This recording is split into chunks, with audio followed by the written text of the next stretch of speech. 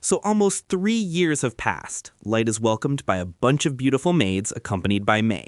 As the maids start fangirling over Light, May says, "Can I silence these chatty fairies?" For context, Dude's basically running a kingdom in the abyss with a large number of citizens under his rule. The logistics system needs an overhaul since the population has grown over the past 3 years. He checks in on the 4-9 squad.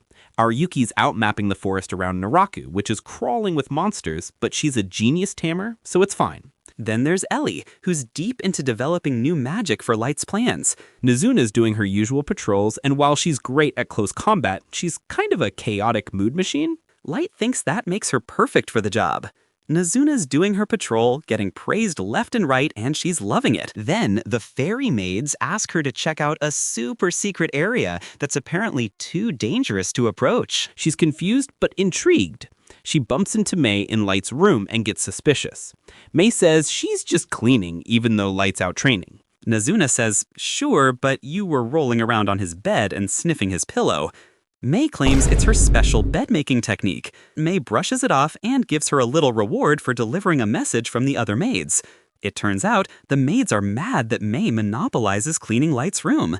May says, "This is between me and the fairy maids. Don't worry about it." Then she hits the snack shop and picks up some dorayaki and milk. Nazuna keeps patrolling, still hoping to see Light. She sits in his usual spot and gets all dreamy, wishing to see him again. However, a statue beside Light's throne breaks, which makes Nazuna get the hell out of there immediately. Meanwhile, Light trains with Jack. It's obvious Light is a lot more powerful than he used to be. He has been training to get his revenge on those scumbags. Upon seeing his strength, Jack acknowledges that only a select few can stand their ground against Light, let alone the people on the surface. Light says, "Yeah, but I won't let my guard down. I've got revenge to take." Back at Maid HQ, the rebellion continues. May confronts the fairy maids and asks them about the letter they had sent via Nazuna. She reads out their demands and the get wrecked stuff. May shuts them down hard and assigns them to clean the throne hallway by hand.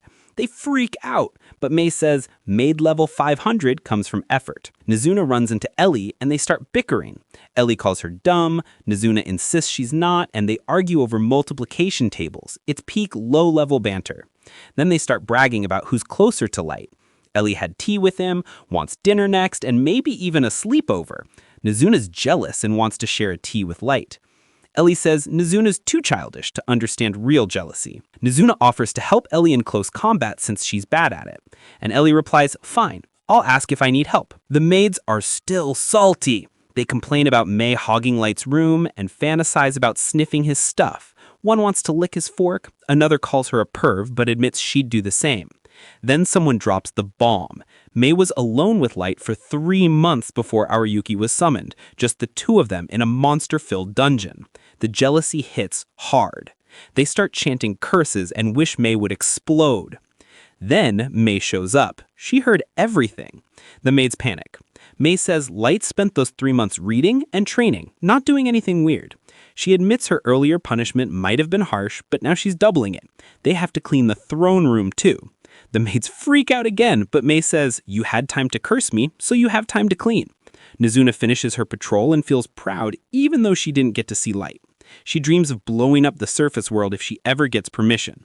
Then she goes to sleep hoping to see him tomorrow. Next morning, Light meets up with his crew. Ayuyuki tries to snuggle up to Light and Ellie gets jealous. A hellhound triggers some trauma for Light. The girls immediately go feral, ready to wipe out everything that made him uncomfortable. Light calms them down and says he's fine. They instantly back off because his word is law. Then he drops the real news. May's bait worked. They've got a target. It's time to start the revenge plan. First up, Garu. Meanwhile, as the fairy maids are cleaning, the already broken statue collapses in front of them, leading to a hilarious situation.